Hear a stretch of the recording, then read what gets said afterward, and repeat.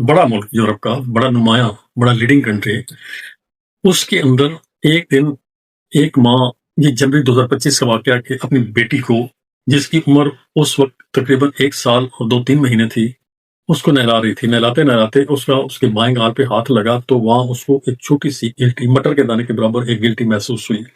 उसी वक़्त बच्ची को नहला के जब मुकम्मल कर लिया उसके बाद, तो अपने जीपी जनरल प्रैक्टिशनर डॉक्टर्स को कॉल की, वक्त मांगा, उन्होंने 2 दिन बाद बुला लिया, उन्होंने देखा, उन्होंने फिर एक बड़े हॉस्पिटल को रेफर कर दिया।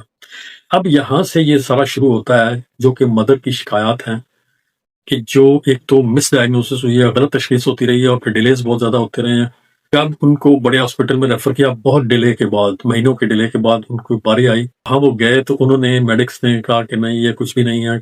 मदर कहती है कि प्रॉपरली इसको उन्होंने देखा ही नहीं है, और उन्होंने कहा कि माँ और बाप में से किसी एक ने इसको मारा है, जिसकी वजह से ये इसको यहाँ मसला बना है, ये गिल्टी बन गई है, तो ये इसका कोई ऐसा मसला नहीं है, और उसको वापस भेज दिया। लेकिन जैसे जैसे वो थोड़ी बड़ी होती गई, वो जो गिल्टी थी उसका साइज बड़ा होना शुरू हुआ, तो उन्होंने फिर दोबारा हॉस्पिटल से रब्ता किया। फिर हॉस्पिटल वालों ने कुछ डिले के बाद बुलाया और देखा, और एक स्कैन किया और कहा कि ये एक जो साइनस होते हैं नाक के साथ, उसके अंदर एक सिस्ट बन गई है। तो वो ईएनटी सर्जन को, जो ईएनटी डिपार्टमेंट है, उनको रेफर करेंगे। आप घर जाएं, इंतजार करें, बहुत जल्दी आपसे रब्ता करेंगे। वो घर चले गए, 15 दिन गुजर गए, कोई अता पता ही नहीं। फिर उन्होंने फिर कॉल की कि आपने तो कहा था कि ईएनटी को रेफर करेंगे।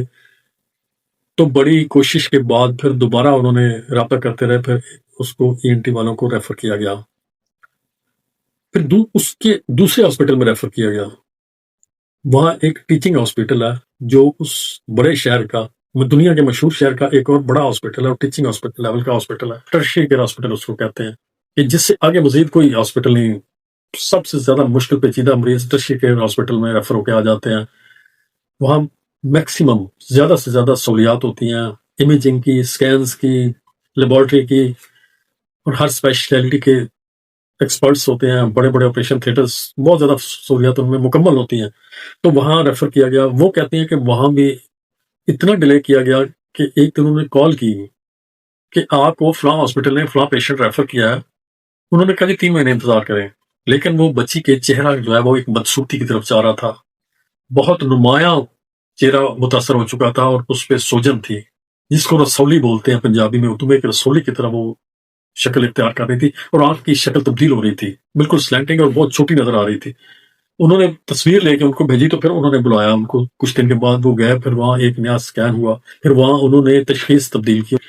मई में स्कैन हुआ, 18 जून को, 1 महीना 9 दिन के बाद फिर उनको बुला के बताया गया सिर्फ कि ये आपका डेस्मॉइड ट्यूमर है, डेस्मॉइड फाइब्रोमाटोसिस है, अब इसकी बायोप्सी होगी। बायोप्सी फिर 16 जुलाई को जाके बायोप्सी हुई, फिर 30 जुलाई को बुला के बायोप्सी की रिपोर्ट बताई गई कि ये रिपोर्ट है, ये ट्यूमर ने सारा हिस्सा मुतासर कर दिया, सारी हड्डियां चेहरे की, नाक की हड्डी, ये गाल की हड्डी, ये खाली है, ये इतनी हद तक मुतासर हो चुकी है कि ये खत्म हो रही है।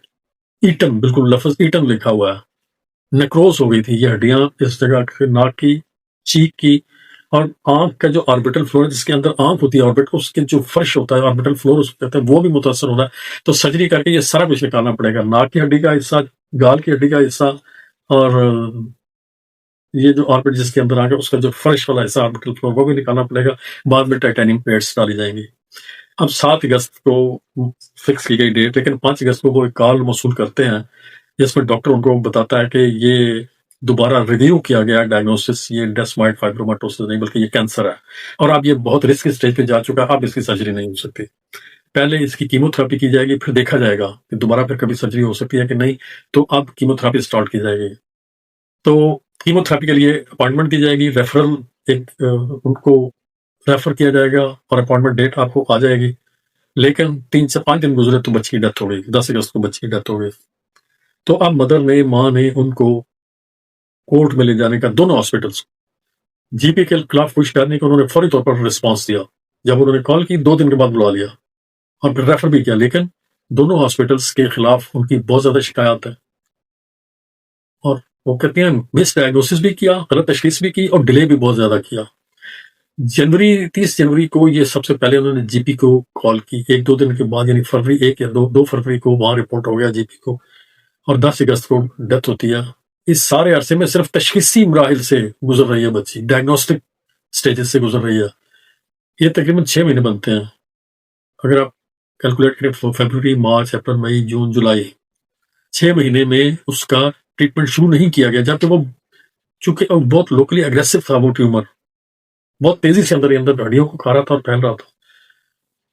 तो ये तशखीसी मराहिल में से ही चलता रहा सारा मसला। अब उन्होंने कहा कि ठीक है, दोनों हॉस्पिटल्स को कहा है कि अब इंशाल्लाह कोर्ट में मुलाकात होगी। एक स्पोक्स पर्सन ने कॉल किया, सॉरी किया, लेकिन उन्होंने कहा नहीं जी, ये तो कोई मामूली मसला नहीं है। अब दोनों हॉस्पिटल्स के खिलाफ केस होगा, दोनों हॉस्पिटल्स को वो अदालत में बुलाएंगी।